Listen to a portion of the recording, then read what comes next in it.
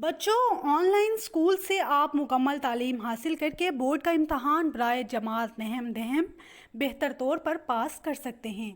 आप अपनी उम्र और तालीम के मुताबिक मज़ीद तालीम हासिल करें। वालदेन से फ़ोन या कंप्यूटर पर हमारी वीडियोस के ज़रिए तालीम हासिल करने की दरख्वास्त करें। रोज़ाना 1 से 2 घंटे ऑनलाइन पढ़ाई करें और जब आप स्कूल जाएंगे तो आपको मज़ीद किसी मदद की ज़रूरत नहीं होगी।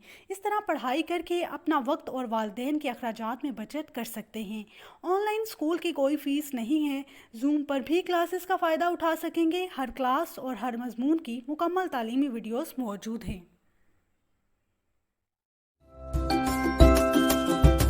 अजीज तलबा और तालबात, फ़रूक फाउंडेशन ऑनलाइन स्कूल के ज़रिए यकसा नसाब के मुताबिक तालीम हासिल करें। अगर हमारी वीडियोस पसंद आएँ तो चैनल को सब्सक्राइब करें और दोस्तों के साथ शेयर करें और बेल आइकन को लाजमी दबाएं ताकि आइंदा आने वाली तालीमी वीडियोस आप हासिल कर सकें। Assalamualaikum students, I hope you're all doing well. As you know all, we have been discussing our chapter 4 lesson 4 rain in summer, as we have discussed stanzas, summary and started a very exercise of, and we have done with our first thing, that is the column part A and part B, and now we are going to move on reading for comprehension. Comprehension में हमारे पास सबसे पहला जो A part है, that is answer the following questions. First of all we will read all the questions and next we will discuss the answers of these questions. Question 1, when does the rain look beautiful? Beautiful.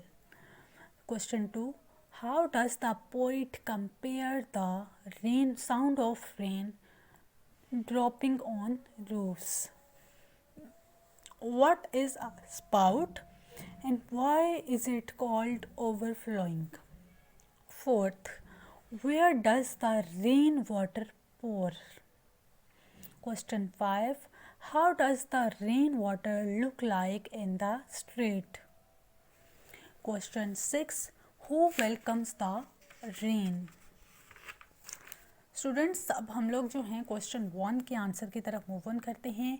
When does the rain look beautiful? The poet says the rain look beautiful after the dusty and hot environment. The rain look beautiful after the dusty and hot environment. Answer है, इसको आप लिख लें. The rain look beautiful after the hot and dusty environment. Question 2, how does the poet compare the rain of sound of rain dropping on the roofs? Answer note कर लें. The poet compares the sound of rain dropping on the roofs with the sound of steps of the horses as the hard part of horses, as the horses are walking on the roofs. Hard part of the roofs. The poet compared the sound of rain dropping on the roofs as the horses are walking on the roofs with the hard part of their footsteps. Note कर लिया होगा आपने. Next third है हमारे पास, what is a spout? Spout is actually a pipe और a tube to pour liquid out. A pipe or a tube to pour, P-O-U-R, pour liquid, L-I-Q-U-I-D, liquid out. A pipe or a tube to pour liquid out. And why is it called overflowing?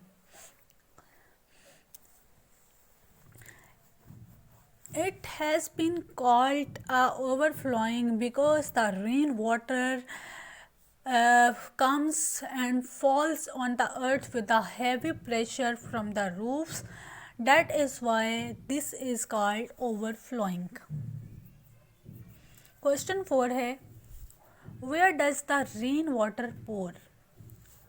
Where does the rainwater pour. Summary में हम लोगों ने देखा था rain water pours across the window pane. It pours and pours continually and they produce a tides waves यानी कि लहरें. Question 5 है How does the rain water look like in a street? Rain water look in the street. How does the rain water look like in the street? The rain water looks so beautiful in the streets. Looks so beautiful in the streets. Question 6 है Who welcomes the rain? Who welcomes? Obviously, a poet can welcome the rain. A poet is narrating in the whole poem. That is why the poet is welcoming the rain. So H.W. Longfellow, H.W. Longfellow, Longfellow, Longfellow welcoming the rain. H.W. Longfellow welcoming the rain. Students B part है उसको हम करते हैं fill in the blanks to complete the following stanza. Stanza की तरफ आप गौर करेंगे और फिर हम लोग इसकी फिल इन द ब्लैंक्स को सॉल्व आउट करेंगे. How it clatters along the roofs. ROOFS roofs यानी कि छत. Like the tramps of hoofs. Tramps TRAMPS tramps. How it gushes and struggles out. Gushes GUSHES gushes from the throat of the overflowing spout. OVERFLOWING overflowing spout. Fill in the blank number 1 में है roofs, second tramps, third gushes, fourth overflowing. roofs, how it clatters along the roofs like the tramps of hoofs. how it gushes and struggles out from the throat of the overflowing spout. Grammar को हम लोग discuss करेंगे. Use of indefinite articles a and an कि हम लोग articles को देखेंगे कि ए कहाँ लगना है और एन कहाँ लगना है. इस चीज़ को एक्सप्लेन करने से पहले मैं आपको ये बता दूं कि ए और एन की थोड़ी सी डिफ्रेंसिएशन है कि ए आपने उसके साथ लगाना है जो फर्स्ट वर्ड जो है नाउन का, वो जो है नाउन या वर्ब या जो भी उसका फर्स्ट वर्ड जो है स्टार्ट हो रहा हो कॉन्सोनेंट से, यानी कि वोवल ना हो. जिसके साथ जो वोवल का वर्ड नहीं होगा, AIOU से स्टार्ट नहीं हो रहा, तो उसके साथ आपने ए लगाना है. अगर तो स्टार्टिंग वर्ड जो है इंडेफिनेट आर्टिकल का स्टार्टिंग वर्ड जो है वो AEIOU में से कोई एक है तो आपने फिर उसके साथ एन लगाना है, यानी कि वोवल से स्टार्ट होने वाले वर्ड के साथ आपने एन लगाना है. और कॉन्सोनेंट्स यानी कि rest of all the alphabets उसके साथ आपने जो है वो ए लगाना है. रीड आउट कर लेते हैं ब्लॉक 1 को. The choice between a and an is determined by the sound. A is used before a word beginning with the consonant sound and N is used before a word beginning with the vowel sound. मैंने आपको पहले ही बता दिया कि A is used before a word beginning with the consonant sound and N is used before a word beginning with the vowel sound. अगर तो vowel sound है then आपने एन लगाना है, कॉन्सोनेंट साउंड है तो आपने ए लगाना है. If we wish to generalise the noun we use the indefinite article, that is a lion lives in a forest, that is any lion and any forest in general sense. An ox, a lion जो है starting हो रहा L से and L is consonant, that is why we have write down a with the lion. In the same way, an ox is grazing in the field. An ox ox is starting with the vowel alphabet A E I O U में से O के से start हो रहा है, then we will write down an with an ox, that is why because ox starts with the vowel sound. Here an ox that is not any particular ox grazing in a particular field. तो students जो हैं ए और N का मैंने आपको difference बता दिया कि ए और एन किस तरह कहाँ कहाँ किस तरह लगता है. एन लगता है वोवल साउंड के साथ, ए लगता है कॉन्सोनेंट साउंड के साथ. ओके स्टूडेंट्स, नेक्स्ट हम लोग देख रहे हैं कि हमारे पास है a before consonant sound and an before vowel sound. हमारे पास कुछ वर्ड्स दे दिए गए हैं तो उसमें आपको इजीली अंडरस्टूड हो जाएगा कि एन और ए का क्या डिफरेंस है. A book, book is starting with the consonant sound, that is why we have write down a with the book. book consonant sound book क्यों है? क्योंकि वोवल नहीं है. ए आई ओ यू में से कोई एक भी अल्फ़ाबेट नहीं है जो बुक में बुक का स्टार्ट करा हो. बुक तो बी से स्टार्ट हो रहा है, बी डबल ओ के के साथ, डेट इज़ वाई हम लोग इसके साथ ए लगाएंगे. A book. In the same way an apple. An क्यों लग रहा है एन? क्योंकि it starts with the vowel sound. A E I O U में से ए से एप्पल होता है, that is why we are using an here. That is why an apple. Second है हमारे पास आ चेयर. आ चेयर यानी कि सी से स्टार्ट हो रहा है चेयर, तो C is a consonant, that is why we will write a with the chair. In the same way next हमारे पास है an eye. An eye, A E I O U. E is a vowel sound, E is a vowel alphabet, that is why we will write an with the eye. An eye. Third one is a table. A table. Table stands with, table is starting with capital with letter T. T is a consonant, that is why we are using a table. Next one is an ox. An, a n an ox. Ox जो है starting with the o. O is a vowel word, that's o x ox. Next हमारे पास है a man. Man is starting with the alphabet that is M. M is a consonant as it is not vowel, that is why we will use A with the man. In the same way we are going to next see the next one, that is aunt. Aunt is starting with a vowel sound, that is A, and A N T aunt, that is why we will use N with the aunt. Students, now you all have been clear that why we use a or an before a word, and we can use the articles. Some students feels like an article is not necessary at all, but this is an important word and it is important. This is an important rule to do a grammar. That is why we should be careful about using the articles before any word. We have to know about the vowel sound or consonant sound, that is why we can put out a grammar in a very proper sense, according to the rules of grammars. That is why we will use a with the consonant sound and n with the vowel sound. So students, next हमारे पास है special use. Special use, a before vowel sounding as you, wa.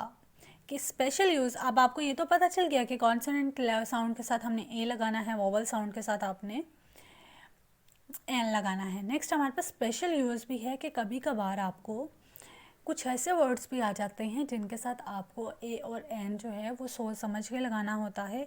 A before vowel sounding as you, वा. You. A union. A union. कुछ words ऐसे होते हैं start तो ये यूनियन से, लेकिन हमने उसकी अरेंजमेंट को भी देखना होता है, उसकी जो साउंड्स हैं उनको भी देखना होता है. डैट इज़ वाई हम लोग इसका वोवल का स्पेशल यूज़ भी करते हैं कुछ वर्ड्स के साथ. ठीक है स्टूडेंट्स, तो आ यूनियन, आ यूज़फुल बुक. कुछ वर्ड्स ऐसे होते हैं जिनके साथ हम लोगों को केयरफुली जो है ए और एन का यूज़ करना पड़ता है, क्योंकि उनकी जो प्रोनाउंसिएशन है, उनकी जो हमारे पास फोनेटिक्स हैं, वो जो हैं फोनेटिक्स हैं हमारे पास, वो हमारे पास कुछ इस तरह से दी गई होती हैं कि हमें उनके साथ जो है आर्टिकल जो है वो रूल्स के अगेंस्ट भी लगाना पड़ता है। ठीक है स्टूडेंट्स, तो यूनियन के साथ ए है, ब्यूटीफुल यूज़फुल बुक के साथ ए है, an before consonant sounding as vowel, और एन भी हम लोगों को कभी कॉन्सोनेंट के साथ लगाना पड़ता है, एन और she is reaching she has been reached to the home before an or an, क्योंकि यह suitable an है, that is why we'll use an with the or an ma education को डिनोट करने तो हम लोग इसके साथ एन लगाएंगे because it's synchronising some special use of the an और ए। सो स्टूडेंट्स, नेक्स्ट हमारे पास है use of definite article the. Article the, अब सब कहते हैं कि दा जो है कहीं भी लगा सकते हो आप लोग, किसी भी वर्ड के साथ आप दा लगा सकते हो, लेकिन ऐसा नहीं है। हम लोगों को केयरफुली लगाना पड़ता है कि कौन सा वर्ड कहाँ पर किस तरह यूज़ हो रहा है, हम लोगों को उसको बहुत अच्छे से देखना पड़ता है। डैट इज़ वाई हम लोग जो है यूज़ ऑफ डेफिनेट आर्टिकल, इसको हम लोग अच्छे से देखेंगे कि आपने दा का यूज़ भी कहाँ करना है। मोस्टली स्टूडेंट्स जो हैं वो दा हर जगह पर लगा देते हैं कि the the house, the cat, the dog, the rain, सबके साथ दा नहीं लगता, आपने सोच समझ कर लगाना होता है। The is a definite article because it normally points out some particular person और things as he saw the teacher, meaning some particular teacher, कि कुछ ख़ास चीज़ को जब आप लोग डिस्कस कर रहे हो, डिनोट कर रहे हो, आप लोग किसी ख़ास पर्टिकुलर चीज़ को रिप्रेजेंट कर रहे हो, तो आप लोगों को साथ में दा लगाना पड़ता है। The definite nouns and uncountable nouns, for example the box, the boxes, the milk etcetera are preceded by the. जब आप लोग डेफिनेट नाउन्स को देख रहे हो, अपनी पर्टिकुलर थिंग्स या पर्सनस को देख रहे हो, तो आप लोग दा लगाओगे। अनकाउंटेबल नाउन्स को आप लोग देख रहे हो, तब भी आप लोग दा लगाओगे। ठीक है स्टूडेंट्स, तो यूज़ ऑफ डेफिनेट आर्टिकल के यूज़ आपने देखना है कि चीज़ कोई भी पर्टिकुलर होगी या अनकाउंटेबल नाउन होगी, तो we will use the with the word as a definite article. So students, इस चीज़ को आप लोग अच्छे से देख लीजिएगा, आपने दा जो है वो लगाना है। दा आप लोग रिप्रेजेंट करेंगे तो it will be seems good, particular thing और पर्सन के साथ आपने दा को रिप्रेजेंट करना है। So students, the boxes, the box, the milk etcetera are preceded by the. तो दा को आपने अच्छे से नोटिस करना है कि दा इस जगह पर जो है वो लग सकता है। अगर कोई चीज़ पर्टिकुलर है, अगर कोई चीज़ इंपॉर्टेंट है, तो आपने उसके साथ दा का वर्ड यूज़ करना है। So students, that's all from my side. आज आप लोग इतने से ग्रामर को बहुत अच्छे से सॉल्व आउट करें, एक्सरसाइज को अच्छे से करें, घर पर प्रैक्टिस करें, होमवर्क टास्क करें, अपनी सेल्फ असेसमेंट के लिए प्रिपरेशन करें। इंशाल्लाह हम लोग नेक्स्ट लेक्चर में अपने जो फिल इन द ब्लैंक्स हैं उनको uses definite article, indefinite article को यूज़ करके हम लोग next fill in the blanks की तरफ मूव ऑन करेंगे। So students, best of luck for your preparation, take care, अल्लाह हाफिज़। इंशाल्लाह I will see you in the very next lecture, bye.